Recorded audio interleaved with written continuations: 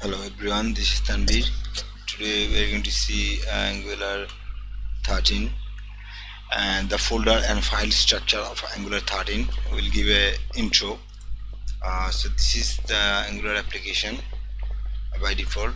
MyStore. It has only two components: MyStore and products. From product here to bottom. So this is the main file package.json file, and you can see this is Angular version 13. And then there is Angular JSON. This is Angular related settings. You can change the fab icon here, and ts config JSON is TypeScript settings here. Then the source folder. Within this source folder there will be an app folder.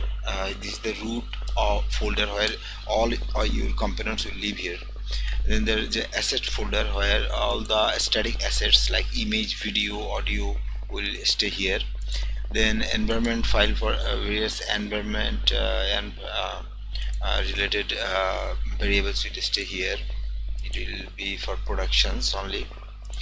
And then there is index folder. This is the root indexed folder where you can change your title. You can put CSS or JavaScript here. As usual, you can put your icons here.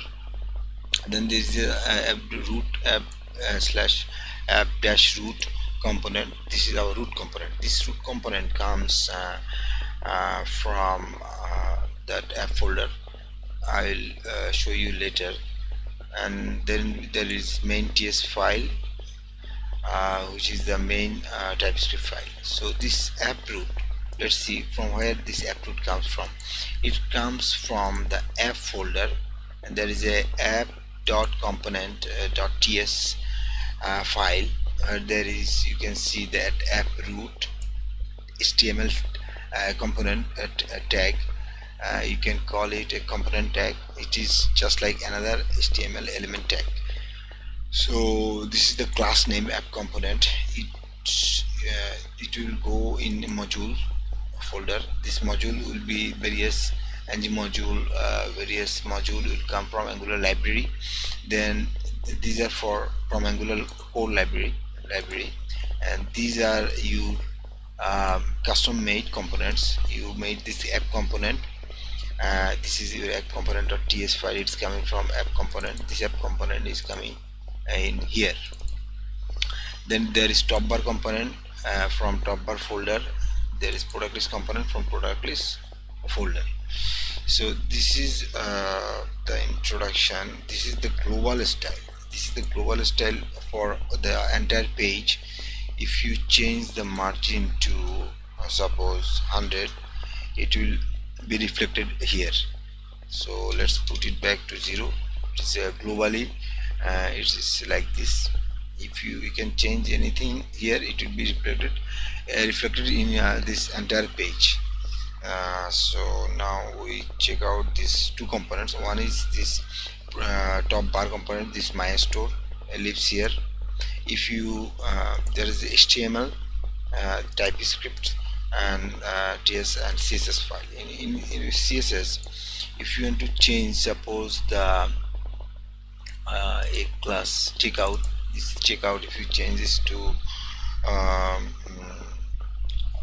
not check out, it will render here not checkout. But let's put it back whatever it was, and you can change this component CSS and here like this a tag. If you change the a tag to color to suppose red, it will be red. You can see it is red now. So let it put whatever it was before. So this is your top bar component. It has CSS, HTML, and TypeScript file. Then there is a product list component, same CSS, HTML. You can put anything in HTML, like this p tag. You can put multiple p tag, and it will be rendered in here only within this component. It will not affect that component. This is another top bar component. This is our product component. So that's the two different component. but they are living within this app component, which is right here. This is the app component. And then finally this app component will go to your main TS file. You can see this app module. Sorry, this app component will go to your app modules. This is the entire modules. You say this app component. Now this app modules will be exported as app module. This app module will come to your main TS file, which is, you can see this app modules is coming from this app module app slash app.module file. Then finally this is responsible the global root type-script file.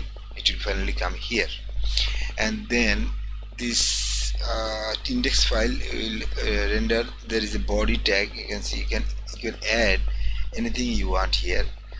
Suppose you want to add a h1 tag.